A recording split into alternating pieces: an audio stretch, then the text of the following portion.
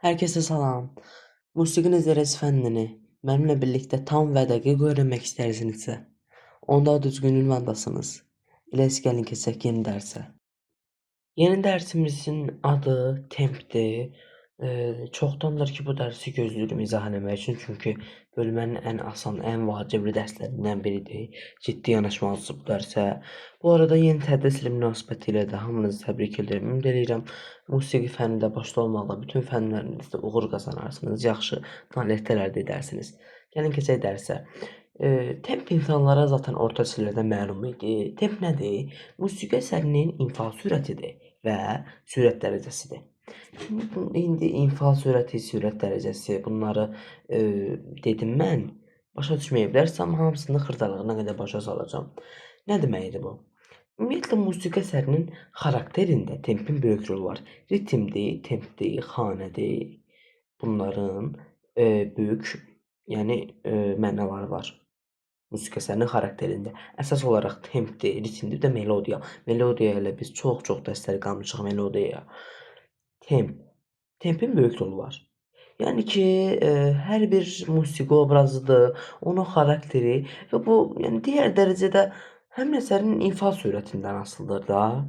Məsələn də həyəcanlı, coşqun, canlı rəqsdə tez templərdən istifadə olunur da. Elə var ki, oynaq rəqslərdir, belə çox çalğılı rəqslərdir, tez oynanan rəqslərdir, tez templərdən istifadə olunur. Məsələn də Sarı Gəlin kimi mahnılar var ha, onlarda yavaş templərdən istifadə olunur. Bir də var ki, orta tempdə, normal mahnılardan tempdən istifadə olunur. Yəni ki, orta templərdən. Ekranda görürsünüz, ağır, orta və tez templər. Tempin dəyişdirilməsini göstərən terminləri izah eləyəcəm. İxtisar işarələri, mənaları və o ixtisar templəri. Şən əhval ruhiyyəli də tez-tez çalınan bir melodiya olduqda asta ifa etsək, həm musiqi xarakteri, yəni itirəcək də xarakterini. Musiqi alətlərlə, məsələn, pianoda tez-tez çalınır. Amma ki, oxuyan yavaş-yavaş oxuyur. Kim qulaq asmaq istəyir bu musiqiyə? Bir də var ki, bu çox incə, yavaş çalınır. Amma o birisi, yəni oxuyan tez-tez oxuyur.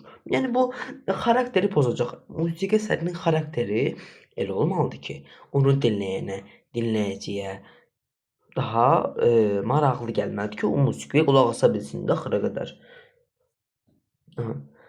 Yəni əksinə də dediyim kimi, asta və ağır templi bir melodiya olduqda tez çalınarsa, o da öz mənasını itirəcək, bir mənası qalmayacaq. Buna görə də yəni hər əsərin başlanğıcında müəyyən sözlərlə ifadə olunmuş tempi göstərirlər. Temp görməmiş olmazsınız. Bir sürü templər yazılır. Musiqi əsərinin o skripkaçar var. Skripkaçarın üstündə çox şey yazılır. Bunlara diqqət eləyin. Onlar tempdir, onun ritmidir. Onlar yazılır. Bir çox şeylər yazıla bilir. Nəysə, yəni bu ifa sürətidir. İfa sürətinin tempdə əsas rolu vardır.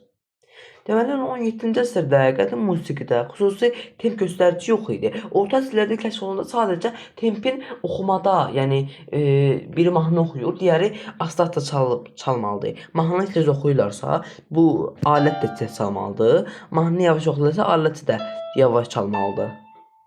Onu bilirdilər sadəcə. Amma o 17-ci əsrlərdə kəşf olunmuşdu zaten temp. Yox idi orada, tempin göstəricisi yox idi. 17-ci əsrdən başladı yavaş-yavaş. İnstrumental musiqi də inkişaf eləmişdi. O vaxtlar musiqi elmi yeni-yeni inkişaf eləyirdi. Bir çox dahi şəxsiyyətlər, dahi musiqiçilər, bəstəkarlar, dünya çapında deyirəm, dahi bəstəkarlar o dövrlərdə daha çox orta əsrlərin 17-ci əsrlərində daha çox musiqiyə həvəs, maraq yaranmışdı. Çox da Avropa ölkələrində bu daha çox kəşf olunmuşdu. 17-ci əsrdə başladı, instrumental musiqi inkişaf etdi və obraz dairəsinin genişlənməsi ilə bağlı templərin sözlər ifadə olunmuş terminlər yazılmışdı. Siz hələ bilməyini, orta temp, ağır temp, budur. Baxın, görürsünüz nə qədər yazmışam ekranda. Cədvəl şəklində təqdim edirəm sizə. Onlar hamısı tempin ortalarıdır. Biri var ki, asta, çox asta belə. Bir də var ki, belə. Gördünüz? Zaman fərqi. Bir var ki, çox tez, yəni ki, əlini çəkmədən. Bu anı çəkdin, o birisini Bu əlini çəkməmiş o birisini qoyursan elə bil.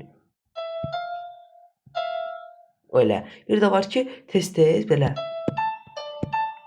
Yəni ki, fərqdir də, yanılacaq. Mən fortepiano göstərirəm sadəcə. İfa deyil o. Öyle belə özümdən göstərmək istəyirəm sizə. Piano üzərində. Nəysə.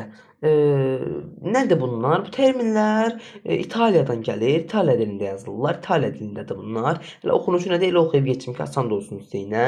Vurğuya falan fikir verməyin. Çox. Adlarını yadınızda saxlayın. Onu biləcəksiniz. Yəni ki, adlarını yadına saxlayın yox. Biz necə? Məsələn, bu da deyir ki, misal baxın da birinə. Məsələn, largo olsun da olduqca geniş deyir. Hə. Siz onu belə yazacaqsınız. Largodur, lentodur. Bunları hamısını deyin ki, ağır templər bunlardır. Ortalar bunlardır. Tiz templər də bunlardır. Belə yadınızda saxlayın. Onlar da təbii ki, yadınızda.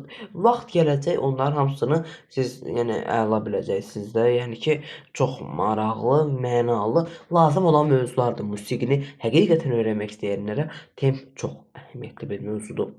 Nəysə də İtalyan terminləri ilə yanaşı indi başqa dillərdən də istifadə olunan terminlər yaranmışdır. İndi alman, fransız, ingilis, rus bunların da biraz qatıqsı olmuşdur. Yəni ümumiyyətlə temp 3 növə ayrılır. Ağır, orta və tez templər. Hər tempin özü də bir neçə dərəcəyə bölünür. Məsələn, ağır templərə baxırıq. Öyrənirik ağır templəri. Largo olduqca geniş deməkdir. Yəni ki, olduqca geniş. Yəni ki, ən belə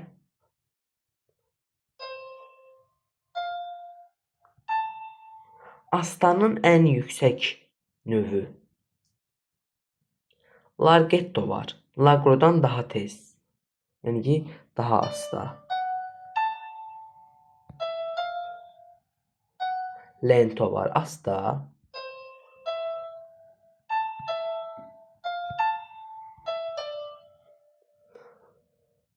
Adagio var. Sakit, yavaş yavaş.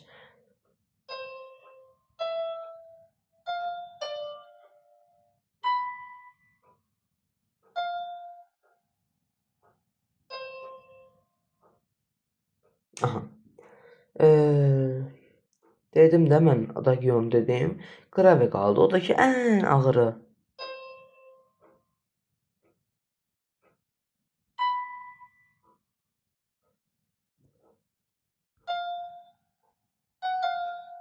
Hə, biz necə? Baxın, ən ağırını həmişə belə eləyirdim. Mən piano var ha. Pianoda sürüşdürün aşağı. Pianonun bu başı var ha. Ən yuxarısıdır. Bu qara ilə üzbəüz olan ən yuxarısı. Buradan tutun, dartın aşağıya qədər. Buradan sürüşdürün, gətirin yavaş-yavaş aşağı. Yəni ki, ən başdan axıra qədər. Yəni ki, o əmələ gəlmiş olacaq. Bu arada 3-cü, 4-cü oktavalarda mənim fikrimə görə ən yaxşı ağır növlər baxın. Bax 4-cü oktavaya baxın.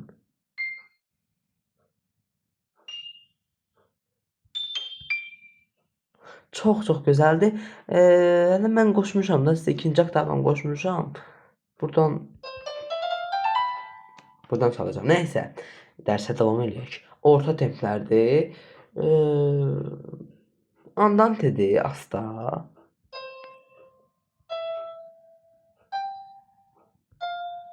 Astadır, yəni asta bildiyimiz asta.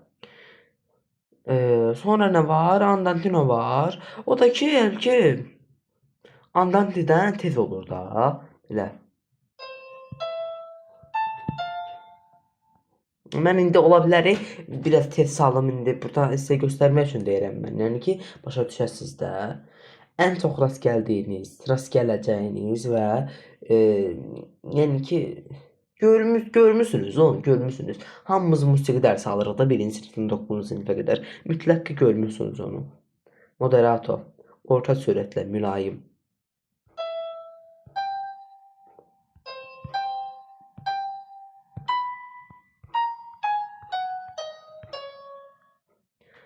Çox gözəldir bunlar. Yəni ki, mənim ən sevdiklərimdən biridir moderato. Tez templəri o qədər sevmirəm. Ağır templər doğrudan da gözəldir, amma orta templər ən yaxşıdır. Hər şeyin ortası ən yaxşıdır. Sonra nə var? Canlı və hərəkətli olan var. Onu da çalım.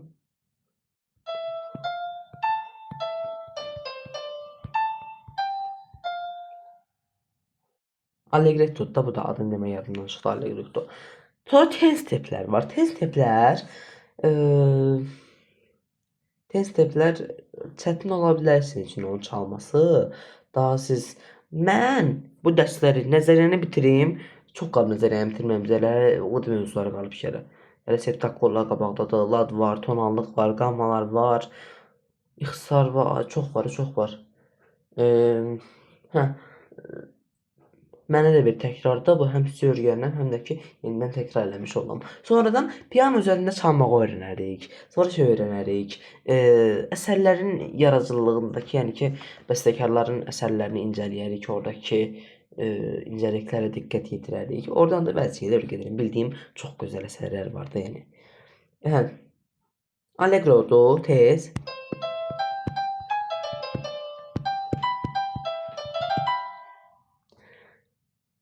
Sonra da var. Andantino var. Andantino Andante'den tezdir.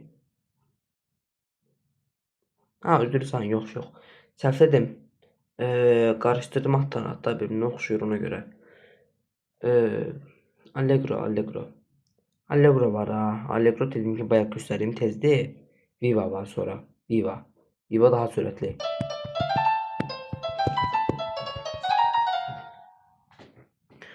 Qarışdırıram bəzən mən də bunları, adları bir-birinə oxşayır, amma sizə tam dəqiq göstərmək istəyirəm.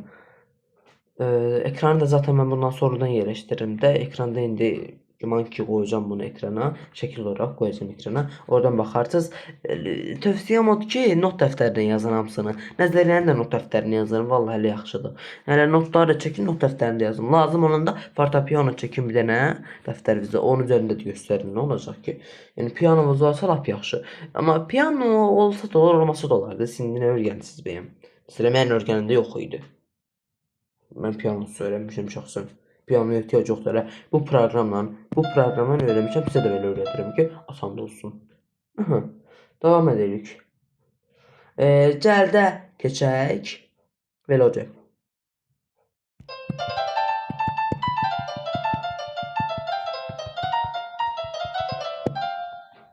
Bunlar daha cəlddir. Mən yavaş çalın deyə bir əllə, iki əllə çalındı mən. Əsl piano deyil axı ona görə. Presto var. Olduqca tez.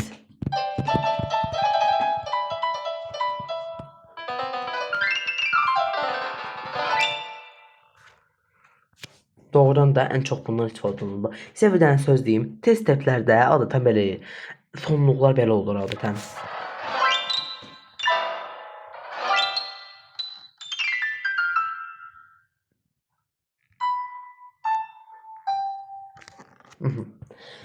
Sonra hansı gəlir? Ən tezi. O da ki, yəni o çox dərəcəsi çox tezdə, yəni çox tez çalınır o. Bundan da tez çalınır. Prestissimo. Durun bir dəqiqə izah eləyim onu. Necə izah eləyim mən onu?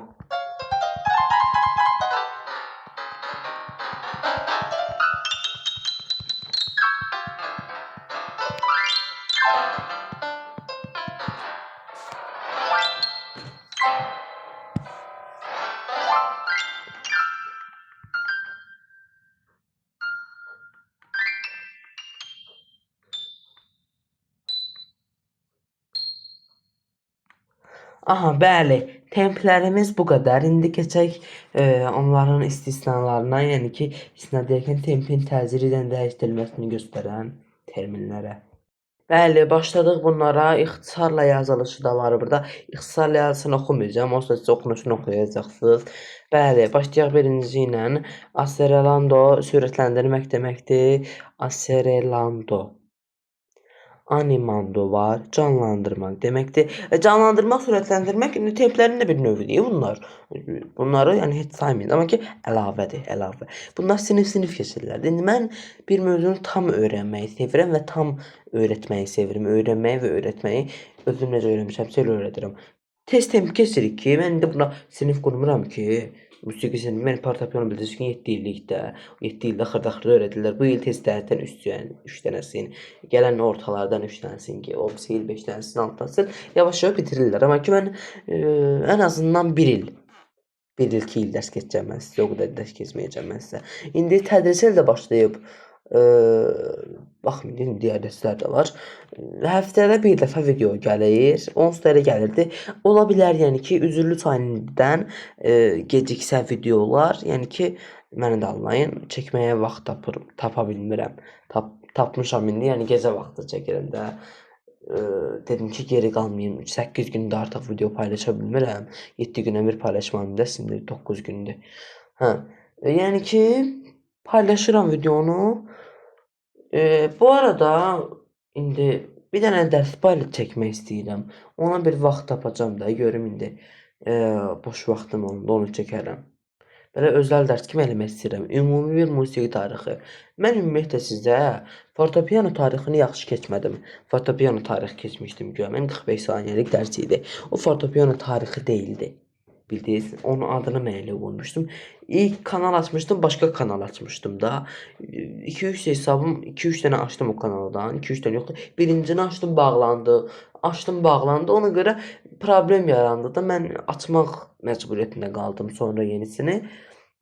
Və ona görə tez çəkdim, paylaşdım da, saniyəsinə falan baxmadım. Fortepiano tarixi və musiqi tarixi gələcək hamısı. Tamamilə musiqi. Musiqini kim kəşf eləyib? İlk adlar kim idi? İlk simalar hansıları idi? Musiqi necə yarandı? Səslər necə əmələ gəldi? Akord nədir? Bunların hamısı gələcək. Akord ümumiyyətlə əlavə bir bölmədir. Yekənə boyda bölmədir akord. O özəl dərsdə gəlməyəcək, güman ki. Davam edirik. Animando var. Anim deyə yazılır, canlandırmaq deməkdir. Sonra nə var? Retentando da var, o astalaşdırmaq deməkdir. Yəni ki, necə deyim sizə, sürətləndirmək tez templərə aid olur. Canlandırmaq ortalara aid olur. Astalaşdırmaq yavaşlara, yəni ki, ağır templərə aid olur. Yəni ki, belə başa düşəcəksiniz siz bunu. Sonra keçək digər tiplərə. Rit deyə yazılışır. Yazılır ixtisarla ağırlaşdırmaq deməkdir. Retenuto. A-tempo. Bunu da eşitlərsiniz. A-tempo.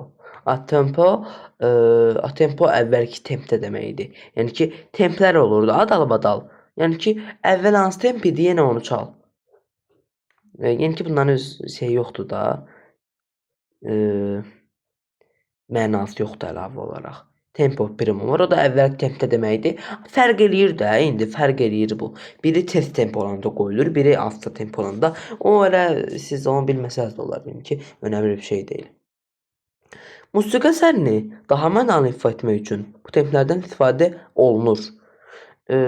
Piyudur, menodur, pokodur, yəni nondur. Bunlar da asaydi, mümkün qədər və sair istifadə olunur bunlarda. Musiqi tempini dəqiq təyin etmək üçün 19-cu əsrdən başlayaraq metronom adlı alətdən istifadə etmişdir ki, mən metronomu bir dərsdə sizlə tanış eləmişdim ki, metronom bunun üçün də istifadə olunur. O dərsi də yadınıza sala bilərsiniz.